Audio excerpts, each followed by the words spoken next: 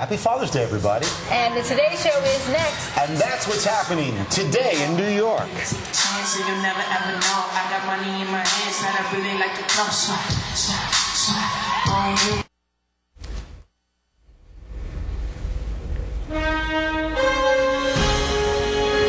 Good morning. Nationwide manhunt. The search intensifies for an award-winning surgeon suspected of killing his former girlfriend at the Buffalo hospital where they worked. This morning, new details on their relationship and why their coworkers say there were warning signs. Checks in the city. President Obama attends star-studded fundraisers in New York City, including one at the home of Sarah Jessica Parker, while Mitt Romney did some fundraising of his own in the president's hometown. And Bieber Mania. Take a look at this biggest pop star on the planet. And he's here for a huge summer concert today, Friday, June 15th, 2012.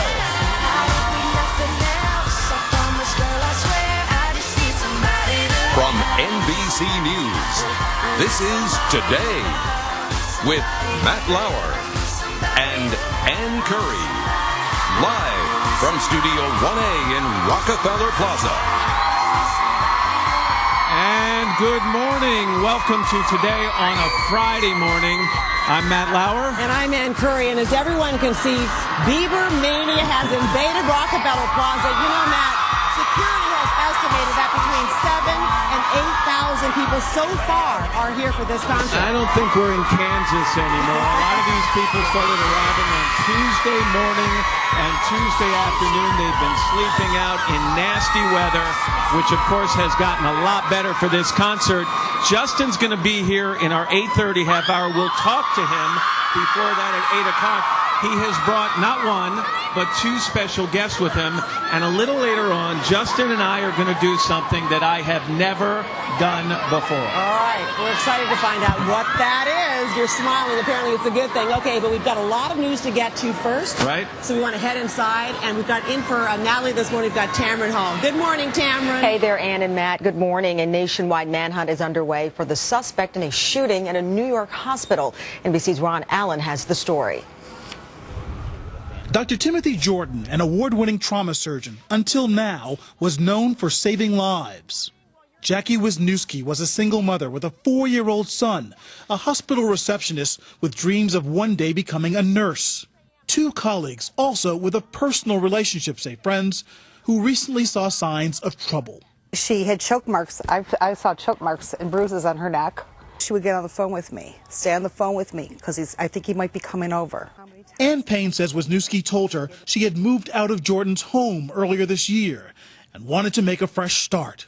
The most scariest part of this whole thing is she kept saying he's going to kill me. It's like she predicted her own death by his hands. Police have only said Jordan is a person of interest in the case. A manhunt for Jordan began Wednesday morning, immediately after witnesses reported hearing 4 shots and then finding Wisniewski dead. This was a targeted incident that took place. It was not a random act, but again, he should be considered armed and dangerous at this point. Jordan, age 49, is well known here for volunteer community work, a product of a local high school who joined the Army, became a weapons expert and a medic in Army Special Forces units. However, colleagues and friends have said in recent months Jordan had changed his appearance, losing 75 pounds and growing a beard. While others who know Jordan describe him as a soft-spoken, even-keeled man who does not seem capable of the heinous crime he's suspected of carrying out. I find it hard to believe. I mean, the facts will come out, but knowing Tim as I have, it's got to be close to 6 years now. I've never seen him angry, ever. That was NBC's Ron Allen reporting. The defense could begin calling witnesses in the Jerry Sandusky trial as early as Monday. The prosecution has now finished calling 8 accusers to testify that the former Penn State assistant football coach sexually assaulted them as children. The defense has claimed that the accusers are financially motivated, a charge they've all denied. Sandusky maintains he's innocent. as he fights 52 counts of abuse spanning 15 years. We'll have more coming up for you in a live report. A star-studded night of fundraising for President Obama as he joined the First Lady at the New York home of actress Sarah Jessica Parker Thursday night, raking in about $2 million. A second Manhattan fundraiser featured a performance from Mariah Carey. This as Republican rival Mitt Romney blasted the Obama administration as the, quote, enemy of job creation. Jurors have rejected claims that Kevin Costner duped Stephen Baldwin out of millions of dollars from a profitable contract with BP to use new cleanup technology in the wake of the 2010 Gulf oil spill. Baldwin testified that he and a business partner would not have sold their shares in Ocean Therapy had they known BP would eventually order more of the company's devices. Costner said he allowed the case to go to court and refused to settle because his reputation was at stake. And the Miami Heat held out for a win last night, beating the Oklahoma City Thunder 100-96, tying that series now 1 game each.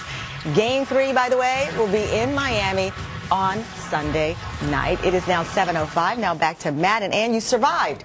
You made it back in. I know, but we've got to go back out there, right, Matt? I mean, because when it comes right down to it, none of those people know who we are. It's actually true.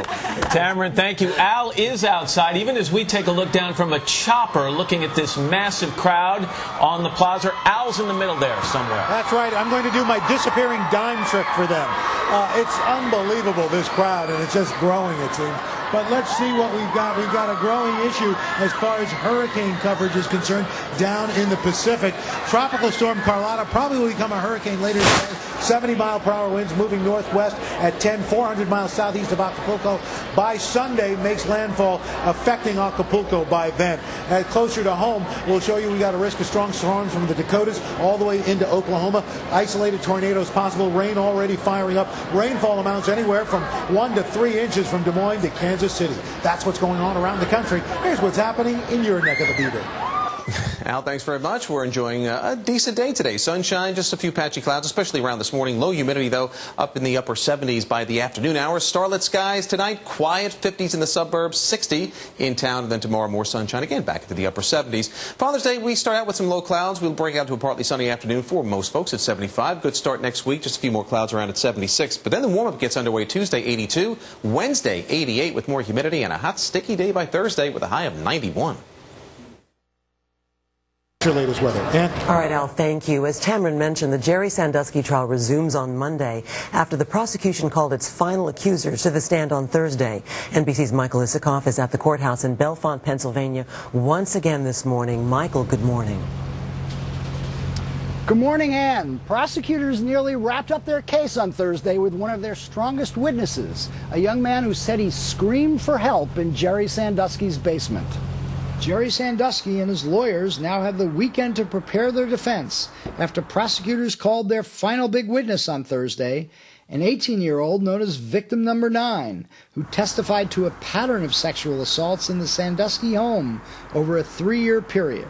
The witness, at times nervous and biting his nails, said Sandusky took him to his home more than 100 times, where the former Penn State defensive coach got really aggressive and forced him to commit various sex acts in a basement bedroom. Sometimes, the young man said, he would scream, telling him to get off of me. But pressed by Sandusky lawyer Joe Amendola, he acknowledged he never told anyone at the time. No one will believe you. He's an important guy, he said. He's the guy everyone knows, and he's a football coach, for real. Who would believe kids? The young man is the last of 8 alleged victims to testify, all of them participants in Sandusky's second-mile charity for troubled kids. Prosecutors also presented photographs and documents, including affectionate letters and stories that Sandusky wrote to the alleged victims. The defendant has pleaded not guilty on all counts. The letters and the documents were some of the most powerful pieces of the prosecution evidence. They began with that, and they closed with that. A state investigator, Anthony Sassano, explained how the state built its case against Sandusky over an often frustrating 3-year period, using undercover surveillance of Sandusky and a lot of knocking on doors. It was a daunting case to try to get other victims to come forward, Sassano testified. People wanted to maintain that secret. But then a break, according to Sassano. An anonymous email that led investigators